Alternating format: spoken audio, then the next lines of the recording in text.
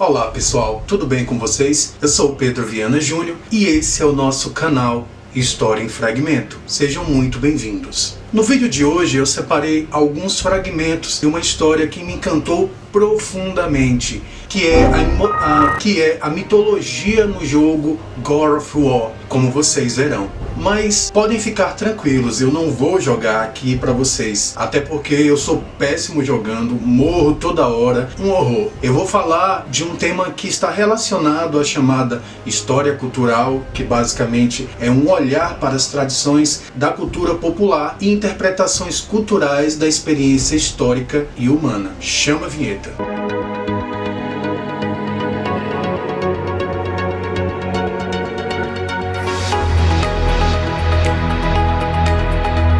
Mas antes de falarmos do assunto do vídeo de hoje, vocês sabem, eu tenho um recado para vocês. Se inscrevam no nosso canal, não se esquecendo de ativar o sininho. Sigam nossas redes sociais que estão linkadas aqui embaixo no Instagram, o Facebook e o Twitter, que tem uma variedade de publicações relacionadas aos temas aqui abordados. Muito bem. Quando eu joguei God of War 4, ou seja, o último da franquia da Sony, porque existem outros 10 jogos, eu fiquei impressionado com os gráficos, com a qualidade técnica do jogo, as missões, os desafios, a história sensacional, a narrativa, etc.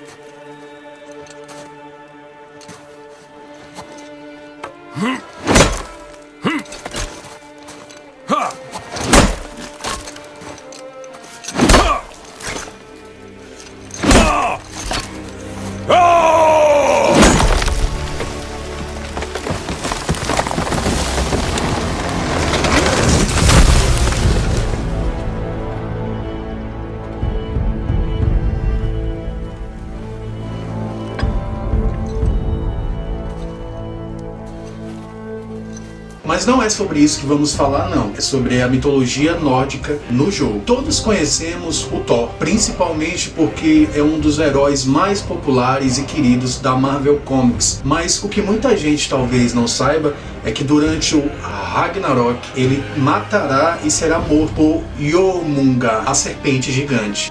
Estranho, né? Para falar nesse assunto, eu vou utilizar algumas cenas desse game que fez muito sucesso quando foi lançado em 2018. Eu recebi de um amigo essas cenas que vocês estão vendo agora sobre a produção e eu fiquei ainda mais fascinado porque além dessa maravilha que é falar de mitologia num game, ainda eles usaram técnicas cinematográficas para produzir todo esse mundo mágico e ficou muito incrível. Mas antes de falar sobre o jogo propriamente, eu preciso dar uma resumida nos jogos anteriores da franquia, pois falar de qualquer mitologia já é complicado, ainda mais quando se criam novas histórias ou releituras dos mitos para piorar, mas nesse caso do jogo melhorou toda a trama. Mas antes temos que abrir.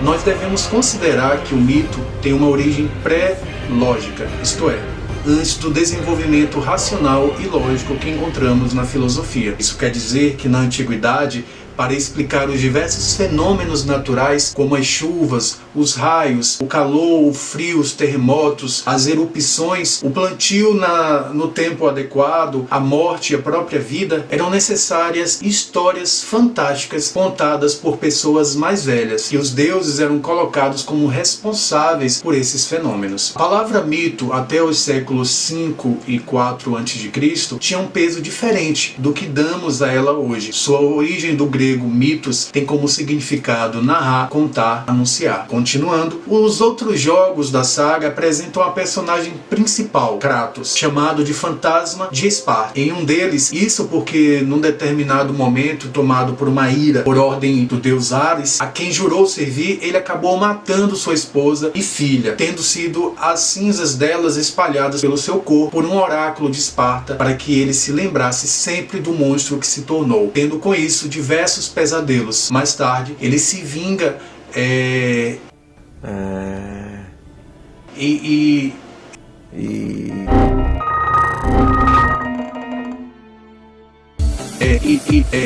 Mais tarde, ele vinga a morte de sua família e se torna o deus da guerra. Na mitologia grega, Kratos, na verdade, deus da força e do poder. Irmão da deusa grega da vitória, Nike, da força, Bia, e de Zeus, o da rivalidade e da grandeza. Todos eles foram os primeiros a ficar ao lado de Zeus para defender o Monte Olimpo do deus monstro Tifon. Kratos, por exemplo, deriva a palavra democracia, ou seja, poder do povo, que era um regime político criado e adotado na cidade-estado Atenas. Já na mitologia do jogo God of War, como o próprio título sugere, Deus da Guerra, Kratos é um guerreiro espartano que mata o deus da guerra, Ares, tomando seu trono. Então, Kratos, como mostra o game, não existiu. Essa é uma adaptação da mitologia moderna do jogo. O último jogo da série se inicia com Kratos em um dos países nórdicos. Como isso foi possível? Os jogos anteriores mostram a personagem atormentada pelo seu passado de violência e desentendimentos com os deuses gregos, que o leva a destruir o Olimpo e suas divindades. Em God of War 3, Kratos termina se suicidando a lâmina do Olimpo, na tentativa altruísta de devolver ao mundo a esperança que ele tomou da caixa de Pandora em um dos games. Mas na cena pós-créditos, temos um rastro de sangue, dando a entender que ele conseguiu sobreviver. Muitos anos após esses episódios, em God of War 4, temos um Kratos casado e com um filho em Midgard, que é o nome do reino dos humanos na mitologia nórdica, o correspondente à Terra, como então era conhecida. Logo no início, vemos Kratos atendendo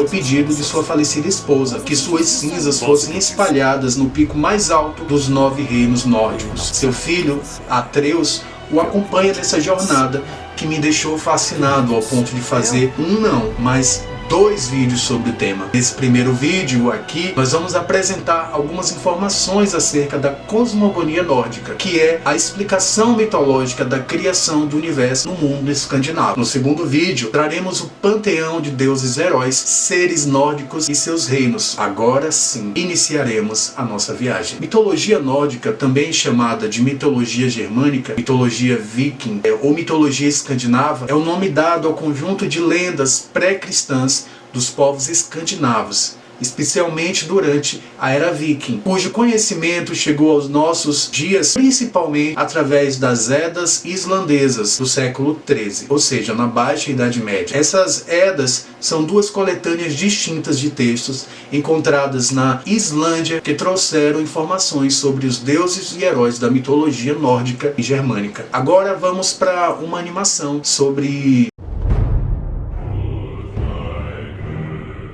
cosmogonia, a explicação da origem do universo no mundo nórdico. Islândia, século XIII. As Edas são encontradas com grande parte das informações que se conhece hoje sobre a mitologia nórdica. Elas diziam que a Terra era formada por um enorme disco liso. Asgard, onde os deuses viviam, se situava no centro do disco e poderia ser alcançado somente atravessando um enorme arco-íris, a ponte de Bifrost. Os gigantes viviam em um domicílio equivalente chamado Jotunheim, a casa dos gigantes. No subsolo gélido e escuro de Helheim, o domicílio dos mortos, que era governada pela deusa Hela. Situado em algum lugar no sul, ficava o reino impetuoso de Muspelheim, repouso dos gigantes do fogo. Outros reinos adicionais da mitologia nórdica incluem o Alfheim, repouso dos elfos luminosos, Ljosalfa, Svartalfheim, repouso dos elfos escuros, e Nidavellir, as minas dos anões. Entre Asgard e Niflheim estava Midgard, o mundo dos homens. Bom, por enquanto é isso. Eu espero que você tenha gostado. Se gostou, dá um like, fique à vontade. Comente e compartilhe para que possamos desenvolver mais vídeos que poderão te ajudar nas suas aulas de história, geografia, redação ou mesmo para se inteirar dos fatos. Lembrando que eu estou aqui unicamente a serviço do desenvolvimento de um conteúdo verdadeiro e imparcial para você nessa importante plataforma que é o YouTube. Até mais!